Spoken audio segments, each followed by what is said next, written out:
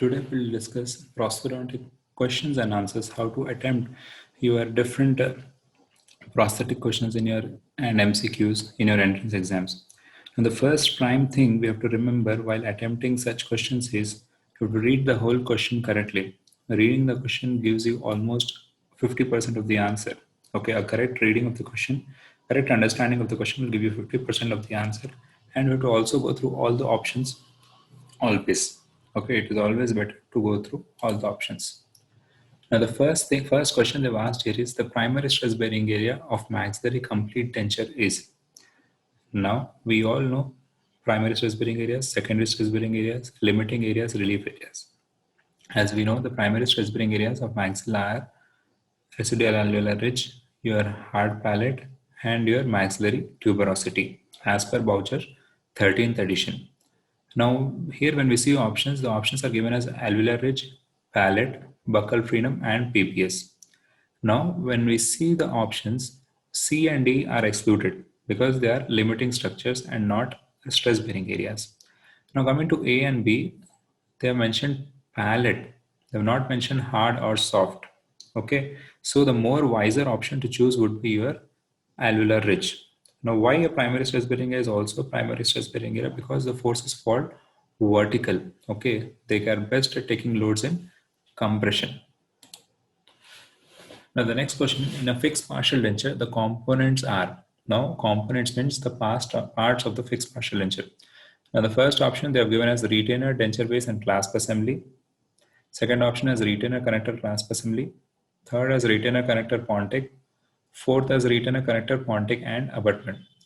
Now, the first two options can be excluded because clasp assembly is a part of removable partial denture, not fixed partial denture. So, those two options are excluded. Now, coming to the third and fourth option, third option is the answer because abutment is not a part of fixed partial denture. Yes, the fixed partial denture rests on it, but it is not a direct part of fixed partial denture. Okay, so there is a most common error of understanding whether abutment is considered to be a part of fixed partial denture, but no, it is not a fixed partial part of fixed partial denture. Yes, indirectly, yes, but directly it is not a part of fixed partial denture. Now, which of the following is not the advantage of metal denture base?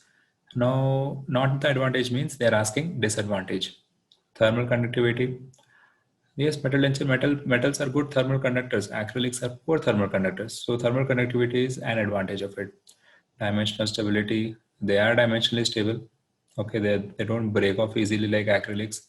Lesser weight can be allowed because for metals, their weight is based on the density. More the denser the material, more the weight of the material. Okay, it is not about the bulk. Lesser bulk, yes, lesser bulk because they can be taken in thin sections. Okay, bulk means the amount of material at an area. But you can fabricate metal interfacer in thinner sections, but the weight is on the density of the metal. More the density of the metal, more the weight. So as we take the disadvantage here, the answer would be lesser weight. Lesser weight is not an option. They definitely have more weight because they are more denser as compared to acrylic. Now, all the new dentures should be evaluated 3 hours after delivery, 6 hours after delivery, 24 hours after delivery, or 12 hours after delivery. Now, see, post-insertion checkup is a very important appointment in your complete denture. Okay, once the denture has been given, the patient has to be recalled after 24 hours because the post-incision appointment of 24 hours give an idea of the occlusal disharmony and to also check for immediate tissue reaction. Okay, for the tissue doesn't respond immediately within 3, 6, or 12 hours. You need to give an adequate time also. Okay, at least when the patient wears the denture continuously for 24 hours without removal, okay, for the first day or the first 24 hours, we'll come to an idea, okay, how the tissue are responding and how is the occlusal harmony. And that's why we have to do the checkup within after 24 hours. Inadequate vertical dimension of occlusion may cause. Now, inadequate vertical dimension means it is decreased VD. So, for us to know decreased VD, we should know what are the effects of increased VD. Now, effects of increased VD are your discomfort, your trauma, TMJ problem, bone resorption, muscular fatigue, clicking of teeth, facial distortion, difficulty in swallowing and speech. These are all your effects of increased VD. Effects of decreased VD are your inefficiency, cheek biting, TMJ problem, loss of lip fullness, Face to appears flabby and angular gelatis. As you can see in the picture, when you have don't, when your teeth are not supported, when your cheeks are not supported by teeth, they sunk in, they drool. Okay, your face also becomes flabby. So the cheeks, once they drool, because the VD is not adequate, it comes in between your upper and lower teeth. Okay, that's what causes cheek biting. So when you talk options, there is sore spot, cheek bite, reduced taste, or gagging. So out of all the four options by elimination, cheek bite has to be the answer. Now, direction of resorption of the maxillary ridge. How does the maxillary ridge resorb? Downwards and buccally, upwards and lingually, downwards and lingually, upwards and buccally. See, maxilla is upper jaw. Okay, so downwards option is not a scenario or a choice for your maxilla. So both options of downward have to be eliminated. Now we are left with buccal or lingual. If you can see in the diagram here, okay, the ridge resorption in maxilla is towards the center. Okay, towards the center. Okay, as it is towards the center or inward, it is inward that because the buccal resorbs and the lingual keeps in contact. Okay, it is resorbing towards lingual surface. It is not lingually resorbing. It is going from buccal towards lingual. Okay, so that's why it is upwards and lingually the answer, because maxillary teeth are generally directed downwards and outwards. So the bone reduction generally is upwards and inwards. Because the direction is downward and outward, the resorption is reverse. Okay, since the outer cortical plate is thinner than the inner cortical plate, resorption from outer cortex tends to be greater and more rapid. Buccal cortex is very thin. As maxilla becomes smaller in all dimensions, the denture bearing area decreases. The bone of the maxilla resorbs primarily from occlusal surface and from buccal and labial surface. Okay. The maxillary loses height and maxillary arch becomes narrower from side to side and shorter anterior-posteriorly over time. Now here is the question where they have asked author. See, author questions we have to remember. They are the most common type of questions. They'll ask many and many questions come. They just ask the name of the author. So you have to write it down all these authors as one place to remember. Now spherical theory was proposed by, see, Bonville, he have given as first option. We all know Bonville is given equilateral triangle theory. R.E. Hall, he has given conical theory. Monsoon, yes, he has given spherical theory. Now, this theory was given by Monsoon. Okay, according to this concept, the anterior, posterior, and medial inclines of the artificial teeth should be arranged in the harmony with the spherical sphere. See, they are considering face as a sphere. Okay, along this spherical inclines, our teeth have to be arranged. Okay, and the lower teeth move over the upper teeth as over the surface of sphere with a 8 inches diameter. Okay. And Boucher has not given any occlusal theories. He has given selective pressure theory of impression. The term Archon was coined by, again an author question. We have to remember the name. There is no other choice of solving such questions. Okay, it is not a concept-based question. So you have to remember the author name. Now Archon and non-Archon were the terms given by Bergstrom. Okay, Hanau has given Hanau squint. Gillies and Fish have given in teeth principles. So Bergstrom is the answer. Okay. And Archon means when the condylar element is in the lower member and condylar path in the upper member. Condylar element represents the condyle, and in a natural anatomy, the condyle is attached to your mandible. So when the condylar element is in the lower member, which represents the mandible, then it is an Archon articulator. And the condylar path, which represents the glenoid path, okay, in which is present in the upper member or the upper jaw. Okay, so when it is present in the upper member, it becomes a Archon articulator. The reverse is a non-Archon. So the most important aspect they've asked, again read the question, the most important aspect of an overdenture. Okay, so the options are preservation of alveolar ridge, yes, and it is an advantage. Improved support and stability, yes, it is also an advantage. Increased retention of the denture, yes, it is also an advantage. Psychological comfort of avoiding all the loss of teeth, yes, even this is an advantage. Now here they are asking most important aspect. See, the most important is preservation of the ridge, because once you remove the teeth, we lose the proprioception of the periodontal ligament. Once the proprioception of periodontal ligament is lost, there is no signaling to the bone formation. As there is no signaling for the bone formation, there is increased osteoclastic activity. As there is increased osteoclastic activity, that will lead to more resorption. So, considering those criteria, the most important aspect would be preservation of the ridge. We are trying to save the teeth because we want to preserve the ridge. See, it will definitely improve support and stability also, but you will also get support and stability in normal dentures also. Okay, it is not that without tooth supported over denture will not get stability and support. We do get, but it is a most important aspect which what they are asking. Why we are fabricating actually over denture? Because we are fabricating it because we want to preserve the ridge. Yes, the other factors are also added advantages to this, but we are mainly focusing on preservation of residual alveolar ridge. The finish line used in complete cast metal crown. Okay, complete cast metal crown is all metal crown. Shoulder, no, it is not used because it is used in your all ceramic preparations. Heavy chamfer is also used in all ceramic preparations. Chamfer, yes, chamfer is used in your cast metal restorations. Okay, and it also is used as a lingual margin for metal ceramic crowns. Knife edge, it is used. Okay, it is not used as a frequent finish line, but this is also used in your as a metal margin. Okay, for your metal ceramic crowns. Okay, it can be used. Now, what muscle does not decussate in modulus? Does not decussate in modulus means which does not intersect in modulus. To understand this, we have to see the diagram here. Once we are trying to see the diagram here, okay, here the different muscles are which are decussating or intersecting at the modulus. If you can see, there is zygomaticus major, zygomaticus minor, okay, rhizorius, buccinator, depressor anguli oris, orbicularis oris, okay, depressor labia inferioris muscle. Okay, but if you see the diagram here, your levator labii superioris or levator anguli oris muscle, they do not decussate. Decussate means they don't intersect in your modulus. So as per the diagrammatic or the anatomic representation, levator labii superioris has to be the answer. Now, Willis gauge is used to measure. Now, where do you indicate Willis gauge? Okay, so for this, we have to know what the other things. Bizygomatic width. See, bizygomatic width is used in knowing the tooth width, central dimension width. It is 1 by 16th. Okay, 1 by 16th into bizygomatic width will give you the width of the central incisor.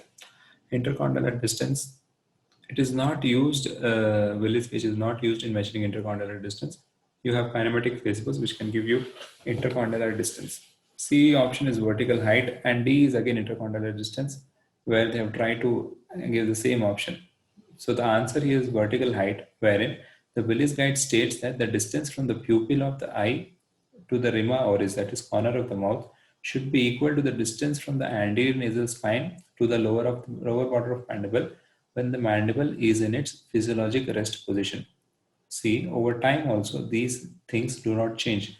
That's why these are used as an anatomic reference point for measuring our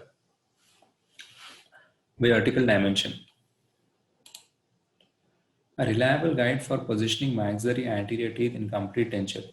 A reliable guide means what anatomical landmark can be used for arranging the teeth. Here the options are fovea palatini, incisive papilla, maxillary ridge, and palatine rugae. So by elimination, fovea palatini and your maxillary ridge can be eliminated because fovea palatini is present posteriorly. It is not an indicator for your anterior teeth. And your maxillary ridge, okay, it is not a static landmark because your ridge resorbs. It is not a fixed landmark. Okay. Incisive papilla or palatine rugae. See, if you take over time, palatine rugae sometimes can be flabby, okay, boggy. They're not again a standard landmark. If you take about a standard landmark, incisive papilla is a standard landmark. Okay, and the arrangement of anterior teeth, your maxillary anterior teeth are 8 to 10 mm. The incisor ridge is 8 to 10 mm anterior to your incisive papilla. Okay, so the answer has to be incisive papilla. The question here is the posterior abutment has acceptable crown root ratio, means good Anti's law, average crown length, normal aesthetic requirement. What would be the retainer of choice? Now we have to know retainers. What are the different type of retainers? What are their indications? Now the options they have given: full veneer crown, partial veneer crown, resin veneer, or Maryland bridge. Now the answer here is partial veneer crown because we know the indication of partial veneer crown is It is indicated when you have intact or minimally restored crown tooth structure. Okay, you have sound tooth structures. That is, you have buccal tooth structure left. Okay, intact. You have normal crown form. Okay, you have a normal crown form. You have average or greater crown length. Okay, you have average or greater crown length. You have adequate surface area for retention and resistance. If you have shorter crowns, full coverage crowns are only indicated. But when you have good crown length, you can go for partial veneer crown. The teeth is in aesthetic zone. Once it is in the visible zone, it is always better to preserve the natural tooth structure because shade matching is best for your natural tooth only. When you're trying to rehab with an artificial tooth structure, there'll be definitely some shade mismatch. Okay, so that's why it is aesthetically advantageous.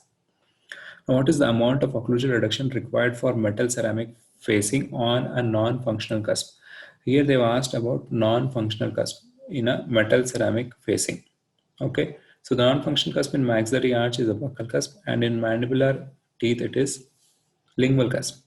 So we require minimum of 1.5 to 2 mm reduction for your functional cusp, 1 to 1.5 mm for your non-functional cusp in your metal ceramic restorations. The first layer of porcelain applied onto a metal in a PFM crown would be. What would be the first layer? See, in metal ceramic restorations, there are different layers. There is opaque, there is body, there is incisal, there is dentine, there is enamel. But opaque is applied first because opaque is applied to mask the metal color. If you're not applying the opaque, the metal color will be visible through your other ceramics because they are translucent. Your opaque is the only color which is not translucent. Okay, that's why it's called as opaque because it blocks the or masks the color of the metal.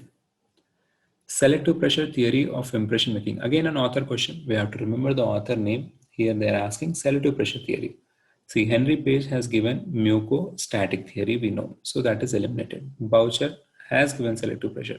Green Brothers, mucocompressive. Monsoon has given spherical theory. So considering all the options, it is Boucher who has given us selective pressure theory.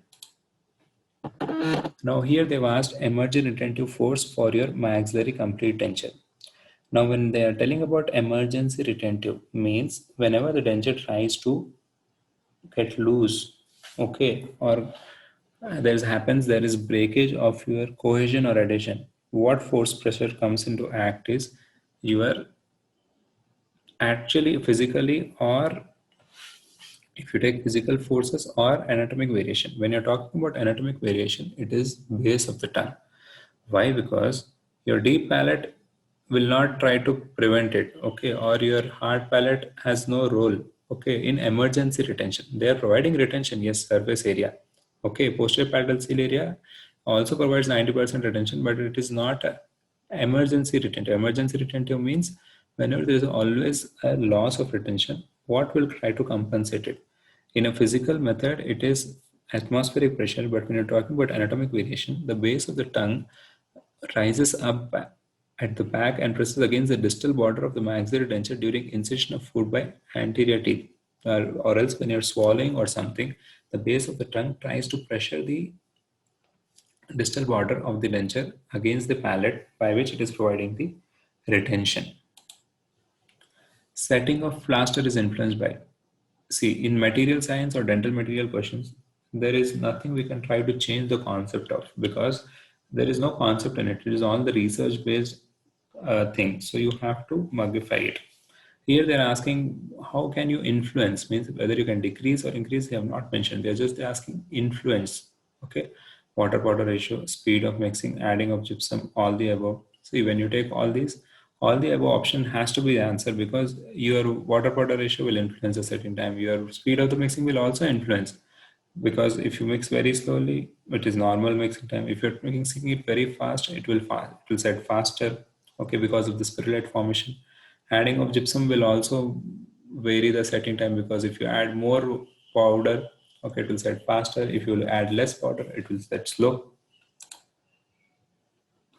Next question here is broad palatal seal indicates. When they're telling about broad palatal seal, okay, type A palatal form, type B palatal form, or type C palatal form, or none of the above. Now, broad palatal seal indicates type A palatal form, whereas you have U-shaped palate, which is good for your retention and stability, Why type B is not good? Because it is a V-shaped palate. V-shaped palate, there is not good stability. It will try to break. Okay, type C palate is a flat palate where you don't have adequate stability again. Now, overextension of posterior border of denture causes. Now, when you have any time overextension of posterior border means is it extending beyond PPS or is it extending beyond your retromylohyoid curtain? What is happening is it is going into your pharyngeal muscles. When something goes into the pharynx, okay, or to the larynx, okay, onto the pharyngeal muscles, there is a gagging sensation which is happening. Okay, so this is based on the question we are trying to read, understand. Now, whether we have the answer in the option, you have to read all the options. Is it Apelles fissuratum? No. Is it gagging sensation? Yes, we know it's gagging sensation. Is it sagging of the corner of mouth? No. Sagging or Apelles fissuratum happens when you have reduced vertical dimension. But here they are asking about overextension. They are not mentioning about vertical dimension. Now, dicor is, now what are the options here is it castable ceramic? Is it metavite? Is it feldspathic? Is it glass ceramic? See, dicor is a castable glass ceramic. By classification, we know that. Okay. So it contains a 55% volume of tetrasilicic fluoromica crystals. Okay. It has low tensile strength. It has inability to be colored internally, and the colored stains may be lost during occlusal adjustments. So that's why your dicot ceramics are discontinued now. Previously, they were used because of that chameleon effect, okay, because of good aesthetic matching, but they have tedious manufacturing process also and requires expensive equipment, which has discontinued the use of dicot ceramics. Now, retention and resistance form in full coverage crowns in short molars can be enhanced by. See, here in the question, if we read correctly, they have mentioned full coverage crown. Already, we have a full coverage crown and it is a short molar. Short molar means either we have to go for some crown lengthening procedure to increase the crown length. Okay, have they mentioned in the option? Let us see. What are the options? Options are placing several vertical grooves. Can be an answer using zinc phosphate cement. Zinc phosphate cement is a mechanical retentive base. It will not affect, okay, improve retention or resistance. Using a shoulder finish line. See, shoulder finish line might not affect why not affect retention and resistance, because when you're trying to prepare shoulder finish line, you're trying to over reduce, or you have to reduce excess, actually the tooth structure, not over reduction. You have to reduce more tooth structure. When you're trying to reduce more tooth structure, you are compromising on the surface area, so that can't be the option. Minimizing of the depth of occlusal carving. Depth of the occlusal carving will only influence your resistance but not retention. So for affecting both resistance and retention, the question is, so as per that, the answer has to be placing several vertical grooves. Now, what is happening is when you give several vertical grooves or seating grooves, one thing, it will increase the surface area, and the next thing, the crown will get interlocked between these vertical grooves. The most common reason to repeat the impression is, the question here is most common reason. Okay, so once we see the option, is it improper positioning of the tray, too less or excess material, voids that are irreparable, improper mixing? See, all these are, yes, all these might lead to repeating of impression, but they are asking the most common reason. See, the most common reason is improper position, because what happens is if you're trying to position improperly your tray, okay, once the orientation goes wrong, the impression does not adapt or record the correct detail. Okay, once the details are not recorded, it results in distorted cast also. Okay, once the cast is distorted, you'll get ill-fitting processes. So this is a most common reason for repeating your impressions. Coming to the next question, the posterior palatal seal is recorded when the head is vented. See, the posterior palatal seal is recorded, this is by text also, or by anatomic variation. When you bend the head by 30 degrees, looking at the feet, the soft palate muscles get activated when you say ha movements. Once they get activated, the posterior palatal seal is recorded. Okay, so that's why the head has to be bent at 30 degrees for activation along the horizontal. Now, thickness of the wax in interocclusal record. See, thickness of the wax means they're asking the minimum thickness of the wax in any interocclusal record. Now, coming to the options, they have mentioned 9 mm, 2 mm, 2 centimeter, and 10 mm. 2 mm, 2 centimeter is definitely not an option because it is way thicker. 9 mm, 2 mm also are way thicker. Now, they are asking minimum thickness. So when you're talking about thickness of interocclusal record, minimally it is 2 mm acceptable. Less than that, the wax will be flaky. It is not rigid. It will not be supportive. Okay, so in such instances, it is always better to record 2 mm of interocclusal thickness. Next question here is Anti's law is followed in construction of. Now in construction of, is it complete denture? Complete denture have no teeth only. So Anti's law is out of question. Removal partial denture, no, we are not taking any support of your abutment tooth. You are not placing any prosthesis on the abutment tooth. So removal partial denture is not an option. Fixed partial denture, yes. D, all the above. C, all the above cannot be the option because complete denture doesn't have teeth. So it is a out of question scenario. So it has to be fixed partial denture. Because Anti's law, it is the pericymental area of the abutment teeth has to be equal to or greater than the abutment teeth to be replaced. It should not be less. If it is less, means the prosthesis will fail early. Lateral condylar guidance is. See, this is the classic formula. Okay, lateral condylar guidance, which is L is equal to H by 8 plus 12. Now, this side of questions are not changeable. Again, I'm telling you, when you don't have a concept-based questions which we can't change, you have to mugify them or remember them. Okay. Now, lateral guidance means on the lateral movements. Whenever the patient is trying to move a lateral movement, it is gliding against the lateral walls or the medial walls of the glenoid fossa. Okay.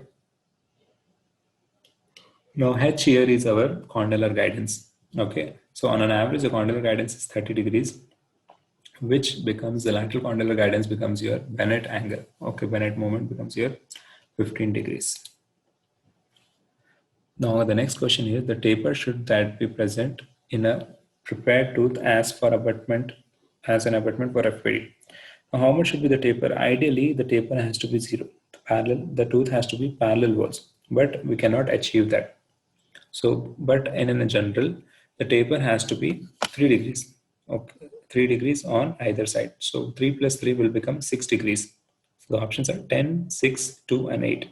So it is 6 degrees the answer because the ideal taper as such has to be 6 degrees. More the parallel the walls, more the retention and resistance.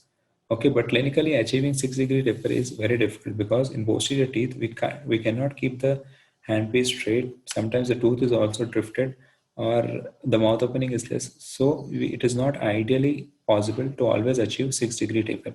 So clinically the acceptable taper is 10 to 14 degrees. Now in Parkinson patients, the teeth arrangement is. Now in this question, they're asking what kind of teeth you would use. Is it anatomic teeth, non-anatomic teeth, semi-anatomic teeth, or saucer teeth? Now the answer here is non-anatomic teeth because in Parkinson patient or any patient suffering from some mental disorder, they are unable to close in a constant centric. Because if they are unable to close in constant centric, okay, your teeth cannot lock. See, normally anatomic teeth and semi-anatomic teeth interlock because of their cuspal inclines. But when the patient is not giving a constant centric and is not able to close in a fixed centric, this will not get interlocked. Okay, and this will cause more lateral force falling onto the denture and destabilize the denture. So in such instances, it is always better to go for a non-anatomic teeth wherein the inclines are not present. There is no locking of the cusps. Okay, patient, if they close in any format also, okay, any direction or any multiple centric also, it will not create a problem. Chroma is, what is chroma? U is the dominant color. Value is a relative lightness or darkness of color. Chroma is degree of saturation of a particular hue. So it is the basically intensity of the color. Okay. So once you take the option here, intensity of the color is the answer. And chroma is measured laterally. Okay. U is measured radially and value is measured vertically. The next question here is resin teeth are. Resin teeth are they high in fracture toughness Are they dimensionally stable? Are they susceptible to grazing in time? Not indicated with diminished arch space. See, your resin teeth are not high in fracture toughness. Okay, their fracture toughness is less as compared to your porcelain teeth. But yes, they are dimensionally stable. They don't wear away so fast also as expected. Yes, they are susceptible to grazing with time. There is definitely grazing happening along these acrylic teeth. They are not indicated in diminished interarch space. No, they are indicated because your porcelain teeth are not indicated in diminished arch space because they they are held by mechanical interlock, but resin teeth are held by mucosal interlock. So diminished interarch space is not a contraindication. It is an indication for your acrylic teeth. Now the next question here is functional technique of relining rebasing utilizes. Now the functional technique of relining rebasing utilizes our functional wax, tissue conditioner, ZOE or alginate. Now ZOE or alginate has to be eliminated because they are impression materials, they are not relining materials. Functional wax is also a impression material. So the answer has to be tissue conditioner, which is soft liner, which can be a short-term liner or a long-term liner provided by many companies. Now again, an author question here. Osseointegration was first defined by. Okay, now definition, who gave what, we have to remember it. Okay, yes, osseointegration was given by Brennemark. Okay, it was first defined by Brennemark. Okay, the term osseointegration is a direct structural and functional connection between the living bone and surface of a load-bearing artificial implant. Now, which of the following is the best denture patient? Now, best denture patient means patient who is ideal, okay, very cooperative, optimistic. So this has to be skeptical, no, philosophical, yes, critical, no, indifferent, no. So the answer is philosophical because as per the classification we know given by MM House, okay, given by MM House into philosophical, exacting, hysterical, or indifferent patients. Philosophical patients are the patients which are ideal, cooperative, optimistic, okay, and they provide good prognosis to the treatment because they listen to the doctor. They don't try to question to the doctor. Now, the next question here is five factors of articulation was originally described by. Who gave those five factors of occlusion here which affect the balanced occlusion? Yes, it is Hanau. We all know. Again, an author question. We have to remember. Okay, Rudolf Hanau was the person who was given the five factors of balanced occlusion. Initially, there were nine. Later, they were reduced to five. That is your condylar guidance, incisal guidance, cuspal inclination, plane of occlusion, and your compensating curves. Tissue conditioning materials are elastomers, elastopolymers, polymers, or impression plaster. See, impression plaster is an impression material, so it is out of question. Elastomers are also impression materials. They are not used as a relining material or a tissue conditioning. Elastopolymers, no, they are not flexible enough. They have less tear strength. Your tissue conditioning materials don't have good tear strength. Okay, so they are basically polymers which are used in your relining material. Now, denture cleansing tablets include all except, okay, denture cleansing tablet include all except hydrogen peroxide, alkaline material, sodium perborate, detergent. So it is basically hydrogen peroxide because when you talk about the contents here, okay, when we see the contents here, it is sulfuric acid, sodium sulfate, potassium monosulfate, citric acid. Out of all the contents, hydrogen peroxide is not a content of your denture cleansing tablet. Okay, you have alkaline material, okay, to not make it acidic. You have sodium perborate, okay, to get that effervescent action, and detergent to have that cleansing action of the stains or the denture. Coming to the next question, balancing side contacts, natural teeth. Okay, now in natural teeth, the balancing side contacts, what do? They improve the muscle balance? No. Provide balanced occlusion. There is no balanced occlusion in natural teeth, first of all. So that option has to be eliminated. Disrupts the PDL? Yes. Direct the forces along the long axis? No. What happens in the balancing side is as the forces are not directed along the long axis. If it is in a long axis, then it does not destruct periodontal ligament because periodontal ligament can take up the load along the long axis. That is, compressive loads are okay. As the forces on the balancing side fall in along, not on the long axis, they fall oblique or lateral. Okay, that would destruct your PDL. because PDL is better in compression rather than lateral or oblique loads. What are the tissue stops should engage buccal and lingual slopes of residual ridge for? Now we have to know what are the functions of tissue stops. When we talk about function of tissue stop, it is stability of the tray, orientation of the tray, equalization of pressure of the impression material. So considering this, stability of the tray is one of the functions of your tissue stops. Because the tray has to be stable enough, it should not distort or it should not move. It should be locking in one position. That is, orientation also is important. Now here the question is, crown height space for implant dentistry is a measure from crown height space means the distance you are measuring from which region for the crown.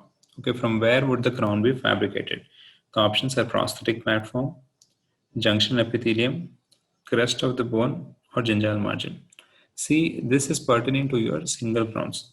The question is ambiguous because if you're trying to see different formats of your processes of your implant, it becomes different. But considering it to be a single implant, okay, it has to be the crest of the bone because the implants are normally placed at the level of the crest or subcrestal, okay, and the crown starts but from the crest of the bone, okay, it has to start from the crest of the bone. Repeated or sustained contact of teeth other than during mastication is called. Okay, repeated or sustained contacting. Okay, during mastication is normal mastication, but if it is still contacting during other time, it is called as malfunction. No, it is not malfunction. Parafunction, yes. Hyperfunction, hyperfunction. No, it is not hyper or hyperfunction. It is parafunction, means it is abnormal.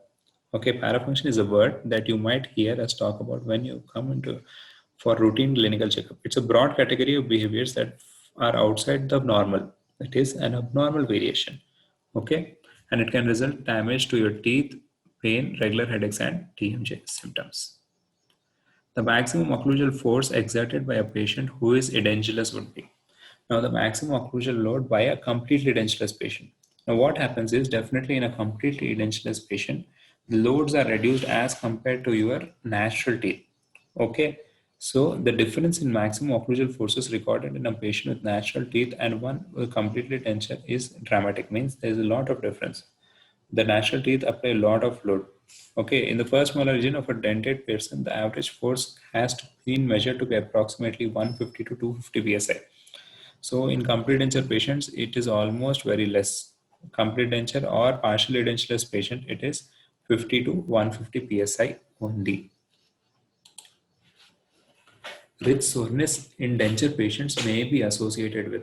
Now, ridge soreness. Sometimes ridge soreness means pain in the ridge or flabbiness in the ridge. It is because of gagging, no, malocclusion, can be overextension or lack of retention.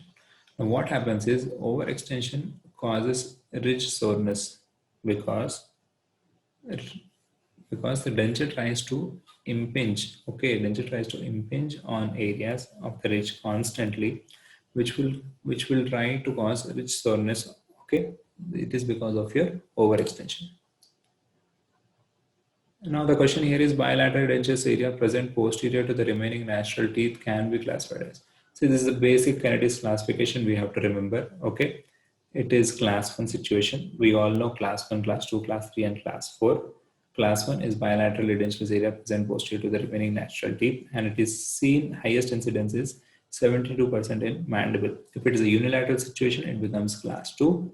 If it is edentulous area present supported both by teeth anteriorly and posteriorly, then it is a class 3.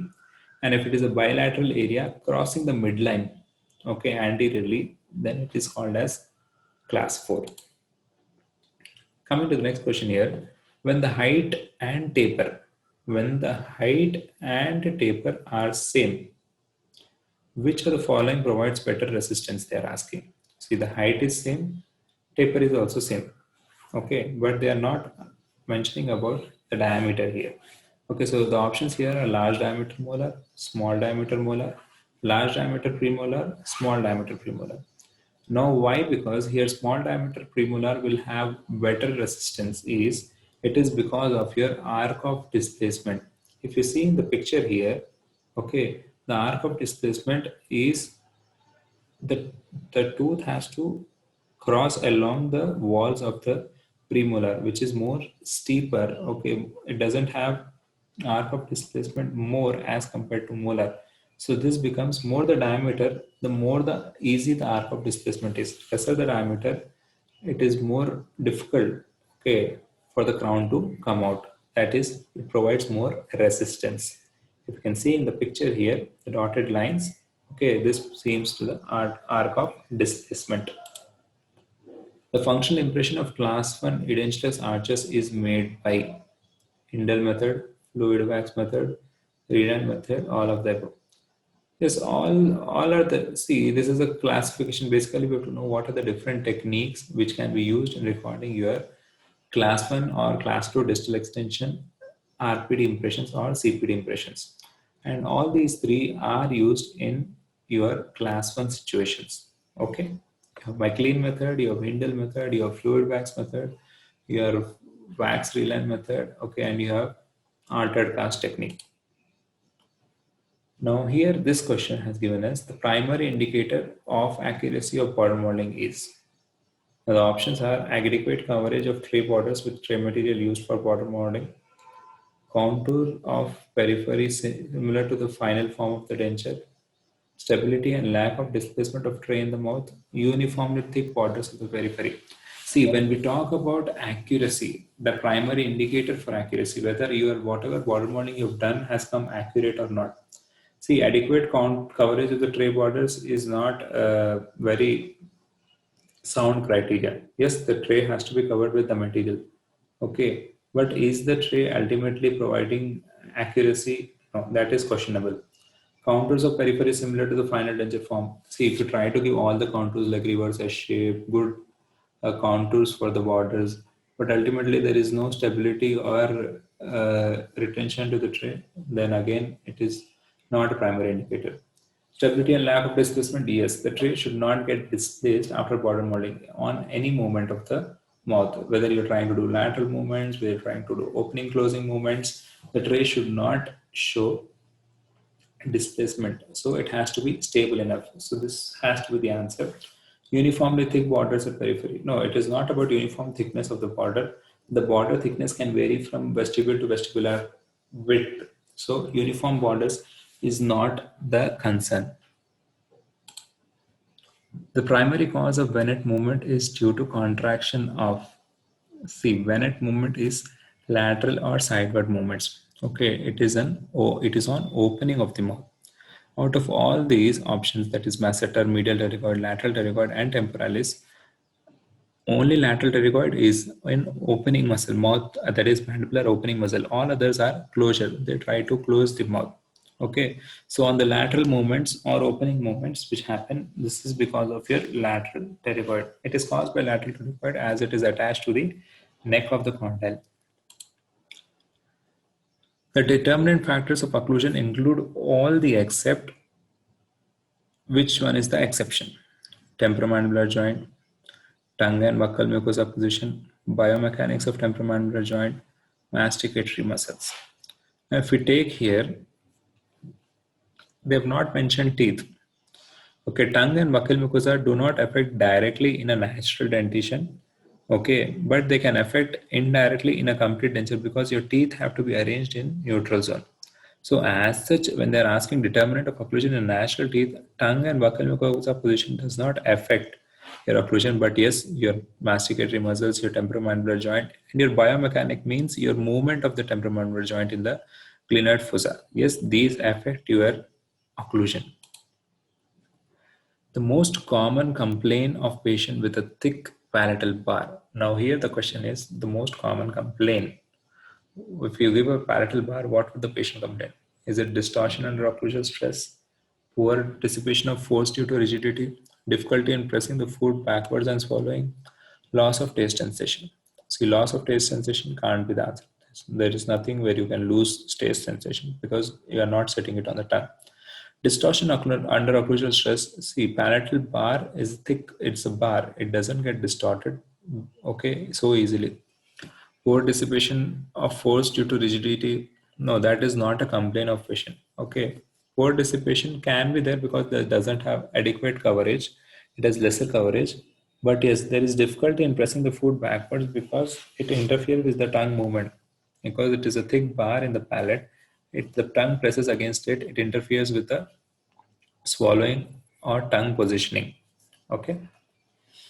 It is most difficult for the patient to get adjusted because to maintain rigidity, it has to have bulk. Because of the rigidity, the tongue keeps hitting it. Okay, it is narrow anterior-posterior with derives little support from palate. Hence, it should be positively supported by rest on the remaining teeth. It should be placed no further anteriorly than second premolar position due to tongue interference. See, that is the main problem, which is because of your palatal bar. Rigidity of frameworks is highest with cobalt chromium alloys, wrought gold alloys, cast gold alloys, gold palladium alloys. See, when you're talking about cast gold or gold palladium alloys, okay, they have good ductility and malleability. Okay, so they are not so rigid alloys. But when you talk about wrought alloys or cobalt chromium alloys, wrought alloys have flexibility added to them. So the answer has to be cobalt chromium alloys. Okay, cobalt chromium alloys have very rich framework, that is base metal alloys. Passive retention in removable partial denture is obtained by. Passive retention in removable partial denture is obtained by. See, direct retainers are direct, they are not for passive retention. So this option is excluded. Indirect retainer, they are providing indirect retention. It's in the name itself. So again, that is not a passive. Undercuts engage actively. They are not in a passive method. They are engaging actively. Guide planes. Yes, the answer has to be guide planes because they provide resistance to horizontal forces. Okay, that is one of the way they are providing retention. Also, they contribute to retention of the process. That is one of the function of your guide planes, and they make insertion removal processes easier for the patient. Guide planes are for path of placement. Okay, guide planes are for path of placement. Now, size of the burr for preparing lingual receipt for an RPD. See, it is a question, a number question. Number questions, you have to remember the numbers. Okay, there is no other choice of a concept here. Okay, there is a fixed number which we have to remember. Is it 1/10 inch, 1/4 inch, half inch, or 1 inch? See, by smart elimination method, 1 inch is very huge. We cannot prepare that much of tooth. Okay, if you prepare 1 inch, the whole tooth will be gone. Half inch also still more. 1/10 is very small, so the option has to be 1/4 an inch. It is by pure elimination method you can do such questions.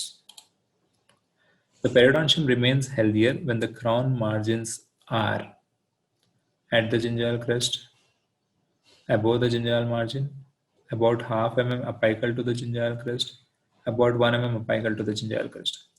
See, always supragingival finish lines are better because you are not touching the gum. Okay, so when you have not touched the gum, your crown doesn't seat on the gum. Once the crown doesn't seat on the gum, there is no plaque accumulation over the gum. It is cleansable enough. Okay, so always it is easier to keep supragingival finish lines clean. Okay, easier to finish also. Okay, can be recorded in the impression very easily. Okay, and your restoration can also be evaluated in supragingival finish line. So the periodontium remains healthy when the finish line is above the gingival margin. Now, all the factors influence the flexibility of the glass except diameter of the clasp, length of the clasp, tooth on which clasp rests, material of the clasp. See, we all know what are the factors which affect flexibility of the clasp. Now, flexibility is affected by your length of the clasp arm. Okay, double the length, it will be more the flexibility 5 times. Diameter of the clasp arm is inversely proportional. Okay, lesser the diameter, more the flexibility of the clasp. Cross-sectional form of the clasp, okay, round is more flexible than half round. And your material of the clasp, you can use cobalt chromium alloy, which is less flexible than wrought alloys. So the answer has to be tooth on which clasp rests. It is no way concerned on which tooth the clasp rests. Okay, the clasp can rest on any tooth. It doesn't affect the flexibility. Which of the following RPD will require indirect retainer? Okay, is it class 3 and 4, class 2 and 4, class 1 and 2, class 1 and 3? See, indirect retainers are required in your distal extension scenarios. Distal extension scenarios are what? Class 1 and 2. Now, what is basically an indirect retainer? It is the component of partial denture, okay, that assists the direct retainer in preventing displacement of the distal extension denture base by functioning through a lever action on the opposite side of the fulcrum line. When the denture base moves away from the tissues in pure rotation around fulcrum line. In lifting forces, this will try to lock, okay, this will try to lock the denture against that. Okay, it provides retention to your denture, okay, by preventing displacement. So it is given itself in displacement of the distal extension denture base. Now, what are the distal extension class 1 and class 2 situation? A ring clasp is used. Okay, where is it used? Always with a supporting strut in Kennedy's class 1 on tilted molars, both A and C. See, the answer is both A and C because in the indications of the clasp itself, ring clasp, it is given as indicated in tipped molars. So it is also tilted molars is an option. Mandibular teeth tilted mesiolingually and maxillary teeth which are tilted mesiobuccally. See, in case of mandibular molars, the ring clasp begins on the mesiobuccal surface and terminates in infrabulge on mesiolingual. See, it's circular ring clasp. It's like a ring. It circulates the whole tooth. If you can see in the pictures here, it is circulating the whole tooth. And if you can see, there is a bracing arm or supporting strut to it at the uh, buccal surface. Okay, at the buccal surface, you have a bracing or a supporting arm to support the clasp.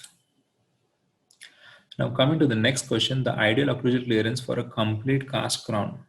The complete cast crown ideal occlusal clearance 0.5 mm, 1 mm, 1.5 mm, 2 mm. See, it has to be 1.5 mm because we would need to reduce at least 1.5 mm on non-functional cusp.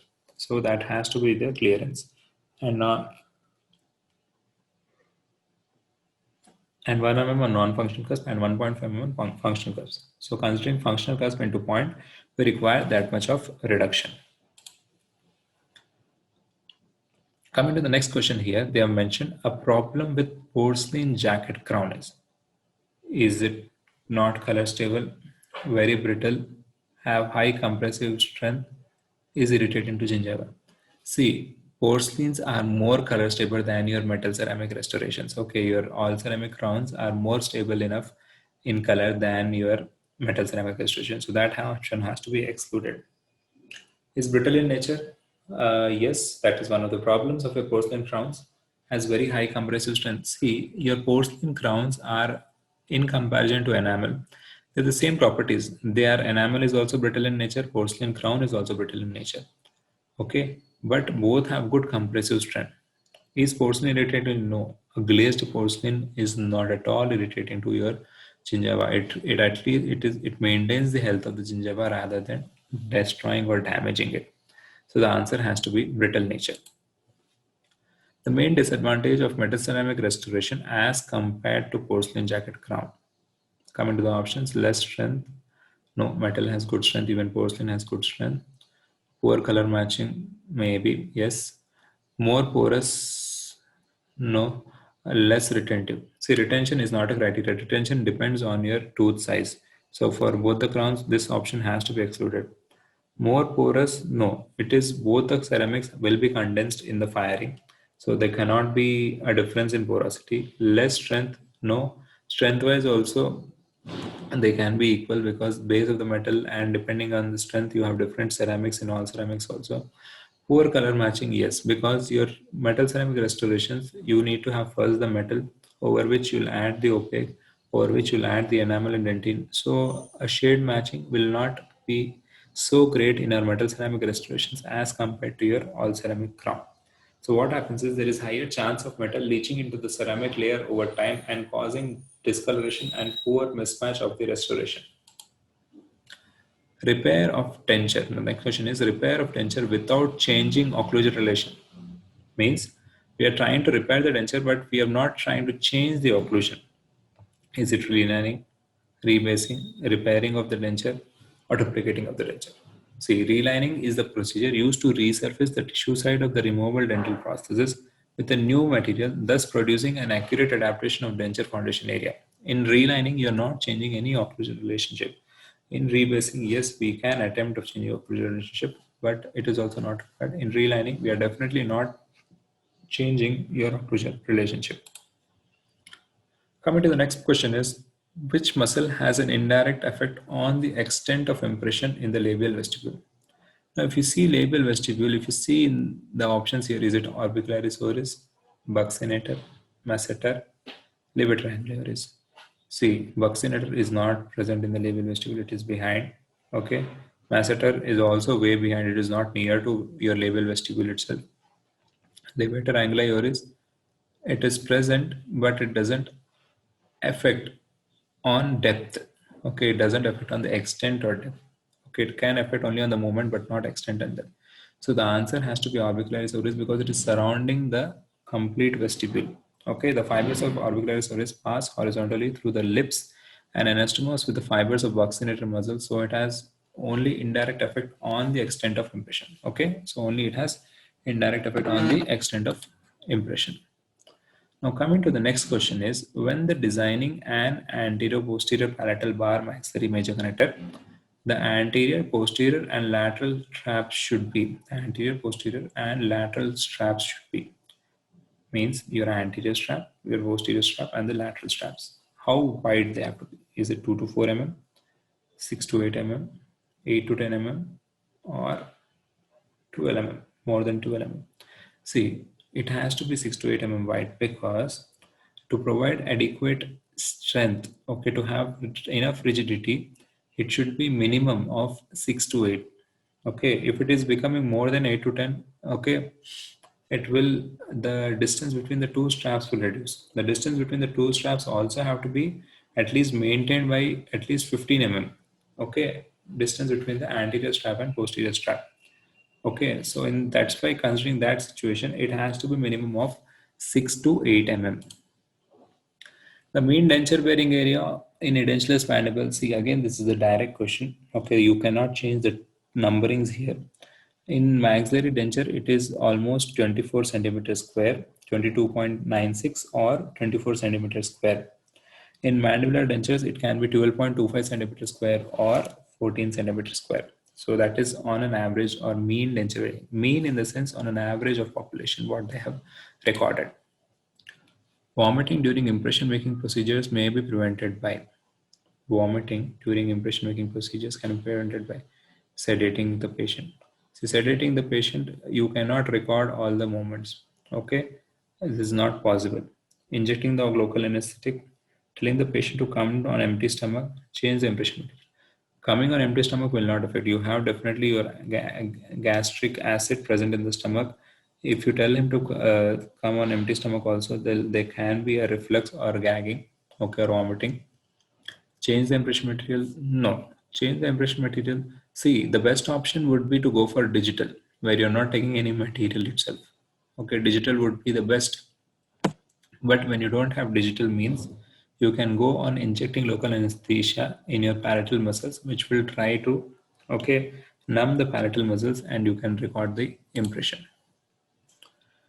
Now, here is a clinical question they have asked, where they have asked Lalu Prasad is a patient who comes for post and core restoration in upper central incisor on which RCT has been done and the tooth is painful on percussion. The treatment is proceed with post and core, don't make full crown restoration and post and core, don't make post and core. There's no relation between pain on percussion and post and core. See, anytime when you're trying to do post and core on an RCT tooth, it should present with no clinical symptoms. The tooth has to be completely asymptomatic before we are proceeding for some crown or something, okay, or post and core. Okay, so the answer would be do not make a post and core. Until and unless the tooth is asymptomatic, you cannot go for your post and core. The type of gold alloy used in your short span fixed partial denture. Is it soft gold, hard gold, medium gold, or extra hard gold? They are asked for short span fixed partial denture. Soft gold and medium gold alloys are used in your inlays, onlays, or overlays. Okay, but they cannot be used in your fixed partial denture. Fixed partial denture will require a Pontic. So to replace a Pontic, at least we require a hard gold alloy in a short span. If it is a long span bridge, it has to be definitely an extra hard gold. A height tracing device. A height tracing device is an extraoral device. Okay, height tracing device is used for your extraoral Gothic arch tracing. Okay, Intraoral Gothic arch tracing is not a high tracing device because it is inside the mouth. Okay, it is not coming extending out. Okay, the Gothic arch tracing records mandibular movements in one plane while pantographs record in three plane. Coming to the next question, mechanical methods to determine vertical dimension are. Now, what are the different methods of recording vertical dimension? One of the methods is your mechanical methods. In mechanical methods, what all do you come? The options are pre-extraction records, ridge relation, A and B, phonetics. Okay, see, phonetics itself is a different method. It is not a mechanical method. Phonetics itself is a method. The answer is A and B because you can use pre-extraction records like your profile photographs, profile sellouts, radiographs, articulated cast, facial measurements. These are all your pre-extraction records. Incisive papilla to mandibular incisor, you can measure that also because incisive papilla is a stable landmark, okay, whose position does not change, okay, with resorption. And ridge parallelism, you can check for parallelism of maxillary mandibular ridges with a 5-degree opening in the posterior region provides a guide of appropriate vertical dimension. But anytime when you're trying to measure through such methods, you have to correlate with another method. Okay, if you're trying to correlate with mechanical, you have to correlate with phonetics also. It is not relying only on one method of recording vertical dimension. And the next question here is patient with complete denture complains of pain while swallowing and there is extension of distolingual aspect. Muscle involved is. Okay, now if you see here, the question options are superior constrictor, palatopharyngeus, palatoglossus, or stylopharyngeus. When you see the picture here, okay, you have RMC, that is retromyloid curtain, and your superior constrictor just behind the retromyloid curtain. Now what happens is if your denture is extending beyond this, okay, you are extending over the superior constrictor muscles. Once you go on the superior constrictor muscle, this is the distolingual aspect which goes on the superior constrictor muscle, okay, which will cause pain while swallowing, okay, because this denture during swallowing the tongue will exert pressure onto the denture and this pressure is then in turn transferred onto your superior constrictor muscle. So this is a complaint of pain because of this. Now Habsburg jaw is basically a class 3 jaw, which is a prognathism in the positional relationship of mandible or maxilla to the skeletal base, where either of the jaw protrudes beyond a predetermined imaginary line in the coronal plane of the skull. So it was seen in Spanish descent, the Habsburg jaw. Coming to the next question, when inflammatory papillary hyperplasia is seen on the palate of a patient wearing a maxillary complete denture, the condition is more likely to be associated with, okay, vitamin A deficiency, a sudden increase in body weight, hypersensitivity of patient to acrylic denture base, ill-fitting denture. See, ill-fitting denture or the denture which is not sitting correctly or closely adapted to the papilla or there is a poor oral hygiene maintenance, this will cause inflammatory papillary hyperplasia. Okay, it is basically granular type of papillary hyperplasia, commonly involving the central part of the hard palate and alveolar ridges. Okay, the main causes is presence of the denture in the oral cavity and is associated with patients wearing dentures day and night. What happens is few patients have the habit of wearing the denture whole day and night, which causes, okay, continuous damage or load onto your mucosa, which will in turn lead to inflammatory papillary hyperplasia. Now coming to the next question, here the ocular and ear prosthesis is made from. Just asking the material here.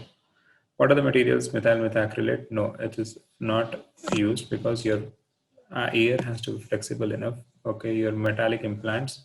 Metallic implants are placed but for retention. Okay, they are just placed over which the prosthesis will sit. But the prosthesis is not made of metallic element. Silicone or epoxy. Epoxy resin is very hard. Can be used as an artificial only eyeball, but not in the construction of whole eye. So it has to be silicone because it is more flexible material and it has good staining, color staining properties, natural color matching properties. Advantage of immediate denture, protection of extraction site, improved stability, maintenance of vertical height of occlusion, all the above. See, when they're asking advantage, all the three are advantage. See, what you're trying to do, you're trying to protect the extraction site. Okay, not letting it collapse. You're improving stability because you're placing the denture immediately after removing. Once you're placing it immediately after removing, you have more the ridge height. But if you're using over time, or if after extraction you're trying to replace at a later date, there'll be resorption of the ridge, which will not improve the stability. Maintenance of vertical height of occlusion. Yes, you'll maintain the vertical height of occlusion. Okay, because you're immediately placing the denture. Okay, immediately after extraction. So you're maintaining the actual vertical height of the patient, which the patient has before extraction. During relining procedures, fear lies in the alteration of balanced occlusion, centric occlusion, vertical dimension, condylar guidance. See, the most common error during a relining procedure happens is we are adding excess of material. Now, this excess of material will try to increase the vertical dimension. Okay, the patient might close in centric, okay, but because of excess material, okay, he can still close in centric relation. Okay, but there'll be change in your vertical dimension. You might raise sometimes. That is the most common error of your relining. Now, uncontrolled diabetes poses a problem to prosthodontist as there is more resorption, increased salivary flow, less bone resorption, or less tissue laxity. See, tissue laxity is more in diabetes. There is no less bone resorption, definitely more resorption. Now, why there is more resorption is in diabetes there is increased inflammation. Now, increased inflammation and there is increased antigen, okay, there is increased reactive oxygen species, there is hyperglycemia, there is lack of insulin or insulin signaling. Now these all will act in the differentiation of your hemopoietic progenitor, okay, which will convert into your osteoclast. Now this osteoclastic activity will increase in bone resorption in uncontrolled diabetes patients. So that's why there is more bone resorption in such patients. Now the thickness of spacer used in special tray. Okay. Now let me tell you, spacer is this provided for space for the impression material. Okay. In the options they have given 2.5 to 1.51. See, this is a very ambiguous question. Okay, the options can be anything, but they have mentioned the answer as 2. Now we have to remember that in zinc oxide usual impression, it is the spacer can be zero point 0.5 to 1 mm only because it is a wash impression. Zinc oxide usual has very, okay, even at very thin sections, okay, it can flow up to 25 microns. So it can only require 0.5 to. Now, when you're taking silicon of medium body, you require 1.5 to 3 mm. Okay, that much amount of thickness of wax spacer. Arginate, again, it requires minimum 3 mm of thickness. Silicon heavy body, it requires again 3 to 4.5. And impression blaster also requires 4.5. So as such, this question is not, but they have not mentioned any material. So how to choose is only to choose as a nearer option to all the materials. It has to be 2. That's it. Not a very correct form of answer this is, but this is depending on the material which you have to choose. The length of the dowel must be equal to the core length, equal to the core length, one third equal to the crown length, one third the root length, half the root length, or none of the above. See, the length of the dowel has to be equal to the crown length or at least 2/3 of the root length. Okay, it has to be equal to the crown length or at least 2/3 of the root length to provide adequate strength to your tooth structure. Now, the male component of pyre abutment is placed on mesial side of pontic, distal side of pontic, mesial side of abutment, distal side of abutment. See, your male component is attached onto the distal pontic. In the distal pontic, it is placed on the mesial side. Okay, and the female component is connected on the distal side of abutment tool. Okay, distal side of the abutment tool. The so-called resin-retained FPD or Maryland bridges depend on what retention? Mechanical, chemical, micromechanical, or indirect. We all know cast mesh FPD and Rochet bridge have mechanical kind of retention. But your Maryland and Virginia bridge have micromechanical retention. Now, Maryland bridges are acid etched, okay, which create a very rough surface with a micro retention grooves on the metallic surface. So this micromechanical grooves provide in your retention. Now silver plated dyes uses an electrolytic bath of silver fluoride, silver cyanide, silver bromide, or silver iodide? See, the answer is silver cyanide. It is a material science question again. Okay, you have to remember. See, silver cyanide, it's an aqueous solution of sodium argentino-cyanide, which is used for your plated dyes. Okay, for electrolysis of silver, as the migration of silver ion is slow in this solution as compared to silver nitrate. Okay, hence an even deposition of silver metal is obtained on the article, because silver cyanide will slowly leach the silver, and over time it will be obtained. Okay, it will deposited on the article correctly. Now, distal extension RPD is a tooth bone, tooth and tissue bone, or class 4 situation. The distal extension is class 1 and 2 situation, so the fourth option is removed. Tooth bone is only class 3 situation. Okay, nothing is tissue bone. It has to be tissue bone is only your complete denture.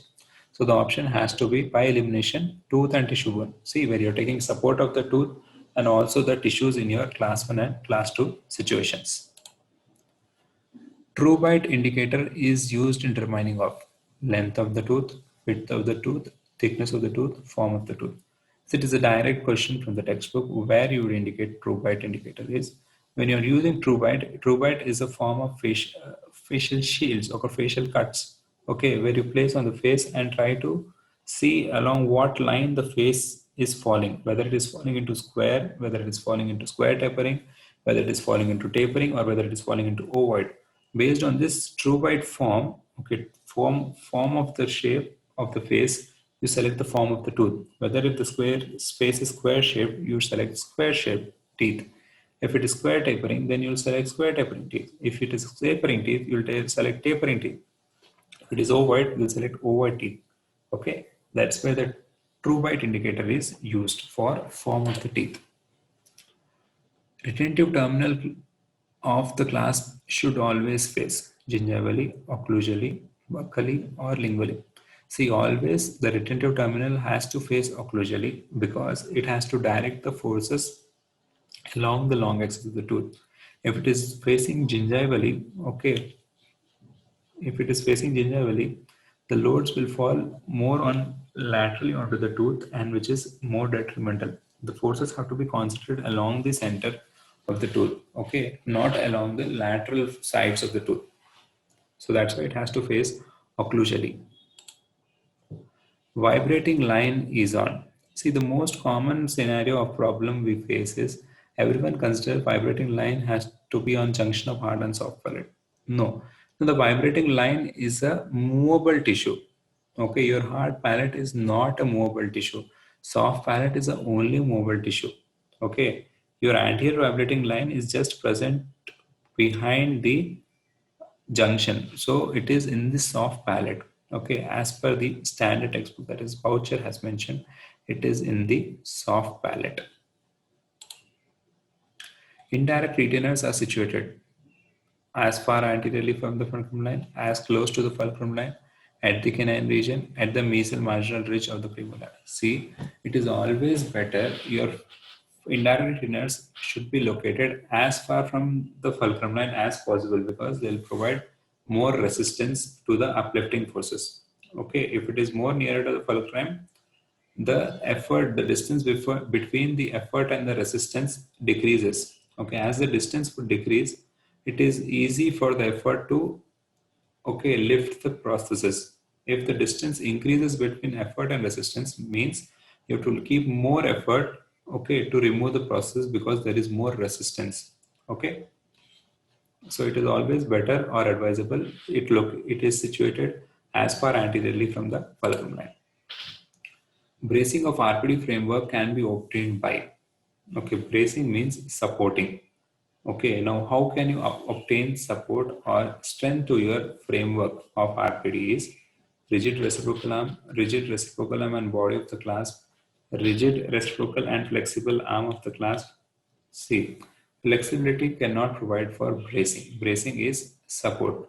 So it has to be rigid reciprocal arm and the body of the clasp. You can see in the picture here, they brace the tooth structure against movements or support the tooth structures against drifting.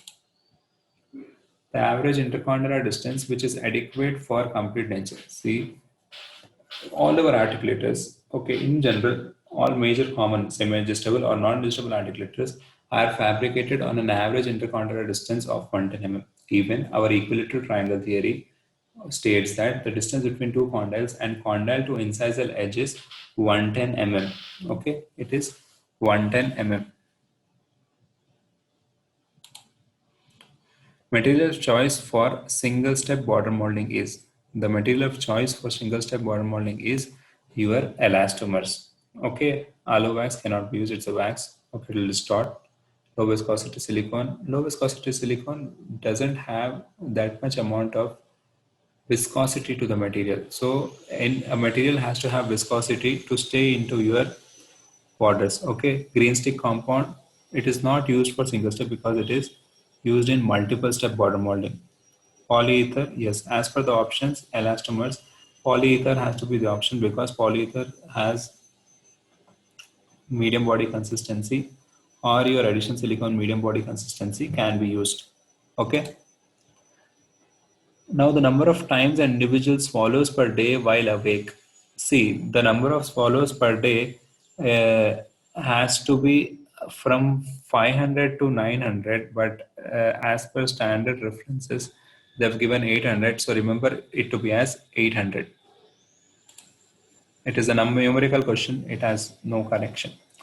Now, palatopharyngeal incompetence is treated by palatal lip prosthesis, obturator prosthesis, pharyngeal speech prosthesis, or pharyngeal bulb prosthesis. See, palatal lip prosthesis is a prosthesis that elevates the soft palate superiorly and aids in restoration of the soft palate function that may be lost because of acquired congenital or developmental defect. So, this incompetence can be treated by your palatal lip prosthesis. What is a Jiffy denture? Jiffy denture is a interim immediate denture. Okay, Jiffy denture, it is in the name, it is a second name for your interim immediate denture, which is also called as Jiffy denture, which is a moisture active adhesive. By composition, this is a material science question. Again, we have to modify. It is cyanoacrylate because the moisture active adhesive represents a distinct material available as a cyanoacrylate based paste formation. Cyanoacrylates are moisture active. Even in moisture, they are active. It is used in bonding agent systems of your dentine bonding systems or your bonding agents used in your composite resin. Now, ferrule effect helps to prevent vertical fracture of fluid, prevent horizontal fracture of fluid, stabilization of core, stress distribution of abutment. See, ferrule is provided for, may be defined as effect whereby cementing a ferrule or 360 metal band around the tooth prevents independent flexure of the tooth. When it is preventing independent flexure of the tooth, it prevents vertical fracture of the tooth. Okay, it is to prevent the vertical fracture of the tooth. We are giving a ferrule in post and core. Back action clasp is a modification of ring clasp, embrasure clasp, half an N clasp, reverse action clasp. See, it is a modification of ring clasp because back action clasp is a simple circular clasp in which the retentive arm loops back to engage and undercut apical at the point of origin. Okay, it is indicated when the retainer clasp assembly must engage undercut adjacent to the occlusal rest or edentulous space. Okay, and when the soft tissue undercut precludes the use of bar clasp. Because there is a soft tissue undercut where we cannot use a bar clasp, we indicate a back action clasp. It is also indicated when reverse circular clasp cannot be used because of lack of occlusal space. And the next question here is one of the special impression methods applied for class 1 situation. Class 1 situation means Kennedy's class 1 distal extension. Is it closed mouth, open mouth, corrected cast, or mucostatic? See, corrected cast technique or altered cast technique, that is the answer because it allows the ridge to be recorded in a functional form, okay, to be related to the teeth so that when the prosthesis is treated, it derives support simultaneously from the teeth and denture base. See, as we all know, class 1 and class 2 situations are tooth and tissue one. So the tissue has to be recorded in functional form, that is compressed teeth, and the teeth have to be recorded in anatomic form because the compression of tooth and the tissues vary. The tooth compresses by 25 microns and the tissue, soft tissue, can compress by around 1 to 2 mm, a healthy soft tissue. Okay, so that's why the answer has to be altered cast technique, and that why we do altered cast technique is because the tooth and tissue are in different compressions. In partial denture service, there are 7 phases, 6 phases, 5 phases, or 4 phases. See, in any processes, phases is the appointments here. Now, the answer is 6 phases because your first phase is your primary impression. Then you have something called a secondary impression or master impression. Okay. Oh, sorry. In a partial denture service, you have something called as your primary impression. Okay. Then you have mouth preparation. Okay. Then you have framework trial. Okay. Then you have altered impressions. Okay, then you have trial, your teeth trial, then you have denture insertion. Okay, which are the following characteristics of RPD is most important to oral health? Which is the following characteristics of RPD is most important to oral health? Retention, support, stability, bracing. The answer is support because it is the property of the clasp that resists displacement of the clasp in gingival direction. Okay, it will try to prevent the processes to go in gingival direction, means it is not compressing on your mucosa. Okay, that is why it is important property. It is provided by your rest and rest seats. Okay, now sibilant sounds are produced at rest position, occluding position, open from resting position, between rest and occlusion position. See, it is between rest and occlusion position is your sibilant sounds are your S, G, S, Z sounds. Means as it is when you're trying to make these sounds, the closest speaking says you're at rest and almost close in between. You're not closing or you're not at a proper rest position only also while speaking these sounds. If video is increased, all will happen except means when you're trying to increase the vertical dimension, as we've discussed previously also, the effect of increased vertical dimension is discomfort, trauma, TMJ problem, bone resorption, muscular fatigue, clicking of teeth, facial distortion, difficulty in speech and swallowing. Effects of decreased vertical dimensions are inefficiency, cheek biting, TMJ problem, loss of lip fullness, face appears flabby, and angular cheilitis. So in the options, they have given paralysis, trauma to TMJ, improper aesthetics, trauma to muscles. Paralysis is your angular cheilitis, which is a factor of your decreased VD, not of increased VD. Dull appearance of mouth temperature wax indicates dull appearance of mouth temperature wax. See, in a green stick compound, the dull appearance indicates recording of your sulcus. But for waxes, when you have dull appearance, means it has not recorded the tissues completely. So the answer is partial contact of tissues. Okay, partial contact of tissues. It has to contact the tissues completely. It cannot be insufficient material. Sometimes it is sufficient material also, but you have not molded it correctly. Okay, it is not overextension. If it is overextended, it will be full shiny. Okay, it will overflow. Contact of material tissues, no. If it is contacting, it is shiny.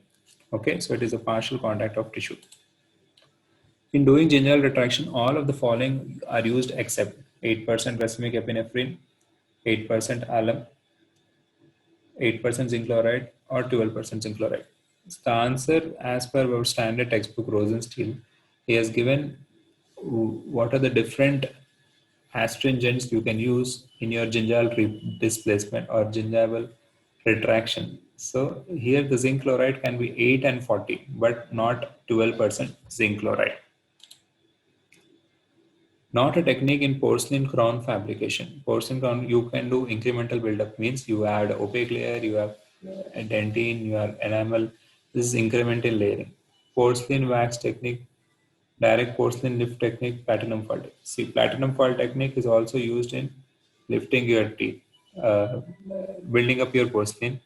Direct porcelain lift type procedure is you're adding whole of the porcelain, okay, and porcelain wax technique, you are not adding any wax onto the porcelain.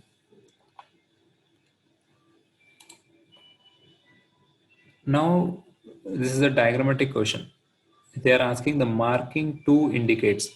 The marking 2 indicates Bennett moment, Bennett angle, Bennett shift, or progressive shift.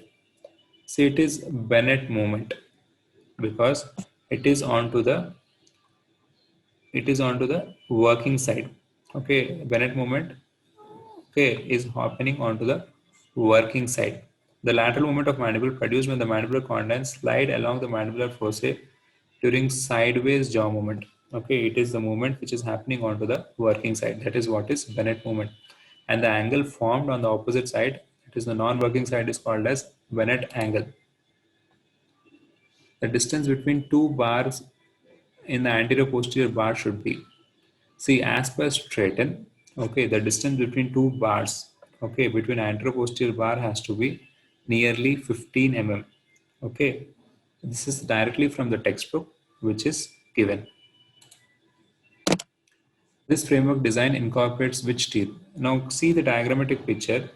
They have extended metallic extensions. Okay.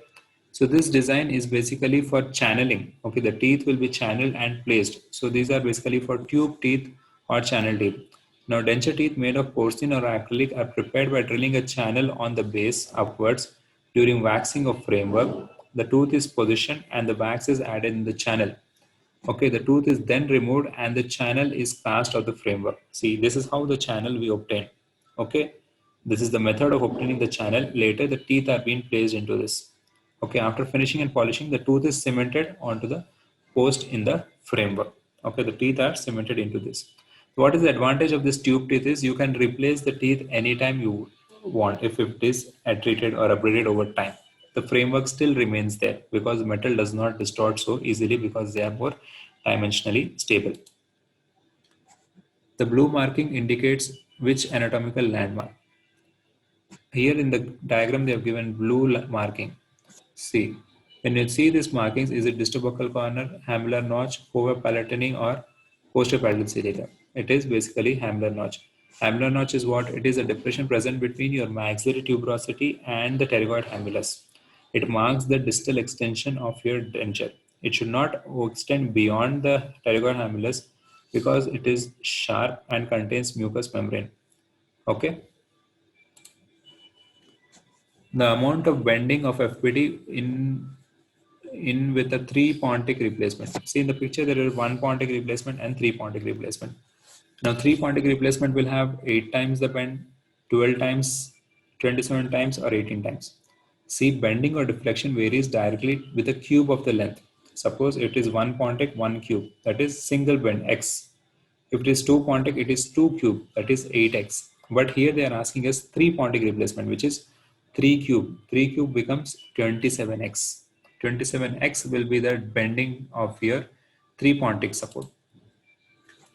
Now the diagram shows which finish line. Now here if you take, it is appearing to be shoulder and it is sloping. Okay. So in the options, if you take chamfer shoulder, slope shoulder or knife edge, it is a sloped shoulder. Now where do you use a sloped shoulder? It is indicated in facial margins of your metal ceramic restorations. The diagram shows which PKT number instrument. If you see in here, okay, it appears to be as a diamond burnisher. Now diamond burnisher is a PKT number 3. Okay, so the answer is PKT number 3. PKT 3 features a pointed burnisher and is used to perfect and enhance supplemental and developmental grooves. PKT 4 used to perfect external contours and remove the excess wax at margin. It is also known as Hollenbeck carver. PKT 1 is used to apply wax. The tips are round, curved and tapered and the shank can be safely heated. PKT2 also used to apply wax and featuring a pointed tip that can be used to fill in voids or discrepancies between the crest of cusp ridges and facial and lingual contours of and on the occlusal surface. So PKT is a pointed burnisher as you can see in the picture here. The instrument in the picture is, okay, here it is trying to displace the chisel. No, it is definitely not a chisel. Gingival protector, cord packer or none. No, in the picture we cannot see any cord packing. It is definitely, as a simple understanding, it is a gingival protector. Now, gingival protector, it is used to displace soft tissue to protect gingiva from rotary instruments. See, it is used in the picture. The rotary instruments not trying to damage the gum. A unit available that features a crescent-shaped tip on an adjustable ball joint attached to a metal handle. The radiograph shows which clinical condition. Now in the radiograph, we can see there is completely dentulous mandible and there is a Kennedy's Classen situation. Now this, by seeing the radiograph itself, we can understand this is a classic combination syndrome. Okay, single complete denture showing classic combination syndrome where you have anterior bone loss and posterior occlusal discrepancy. The answer they have given as combination syndrome, Kelly syndrome, both A and B, Larsen syndrome. See, combination syndrome or Kelly syndrome is the same. It is defined as a condition caused by presence of lower anterior teeth and the absence of posteriors and resulting in a significant maxillary anterior alveolar resorption. Okay, it was first told by Kelly, that's why it is also called as Kelly syndrome. How much is the distance of incisive papilla to the lower central incisal edge? See, as we have discussed previously also, it is a mechanical method of recording vertical dimension also, because incisive papilla is a static landmark. It doesn't change over time. Is it 8 to 10 mm, 10 to 12 mm, 4 to 6 mm, or 6 to 8 mm? The distance of lower incisive edge they have asked, not upper incisal edges. So it has to be 4 to 6 mm because lower incisal edge are more nearer to incisive papilla because there is overjet or overbite between your upper incisors. The picture shows preparation for which crown? Now here the prepared crown, the buccal surface, mesiobuccal surface is left intact. Now it is a 7 by 8 crown preparation because you're preparing all other 7 surfaces, that is occlusal, distal, mesial, buccal, okay, and leaving the mesiobuccal surface. Okay, and a 7 by 8 crown is indicated when the mesiobuccal surface comes in the smile line, okay, and it is strong enough, okay, the mesiobuccal surface, in that situations it is used. The picture shows which compensating curve. Now this curve is running convex downwards, okay. Curve of P is what? Curve of P is a curve which is extending from the cusp tips of canine and extending posteriorly to all the buccal cusp tips of the posterior teeth and okay, ending onto the ramus. What is curve of Wilson? Okay, it contacts the buccal and lingual cusp of the molars begin in the lower middle due to lingual inclination of long axis of the mandibular molars. See, it is contacting both the buccal and lingual cusps of the mandibular molars. Curve of monsoon, it's a convex curve upwards. It is seen in premolars of maxilla. Okay, and it is definitely not a pressure curve. So the answer is curve of Wilson. The distance between central incisal edge and incisive papilla is. See, again, we have seen this question previously also. Okay, what is the ideal landmark in selecting your anterior teeth placement? Okay, now the distance has to be 8 to 10 mm because incisive papilla to your central incisal edge distance normally, okay, on clinically is 8 to 10 mm from the incisal edge. The diagram shows which bar attachment. See, there are different bar attachments in your tooth supported over dentures or your implant supported over dentures. You have Hader bar, Dolder bar, Ackermann bar, locator bar. Now, Hader bar is it a rigid bar connecting two or more abutments, which, when viewed in cross section, resembles a keyhole. If you can see, it resembles a keyhole consisting of a rectangular bar with a rounded superior bar. Okay, there are two bars. One bar is this, and this other bar, the superior bar, the upper bar, sits into the denture. Okay, and the denture, once it's placed, it gets locked with the superior bar onto this rectangular bar. Okay, so this is what is your Hader bar. The picture shows which class of Armani defects. Now Armani has 6 classes. Class 1 is hemimaxillectomy. Okay. Class 2 is maxillectomy posterior to canine. Class 3 is okay, defecting occurring in the central portion. Okay. Class 4 is bilateral posterior defects. Okay. Class 5 is into the soft palate, and class 6 is anterior defects. Okay, so here it is class 3 defect, as the defect occurs in the central portion of hard palate and may involve part of soft palate.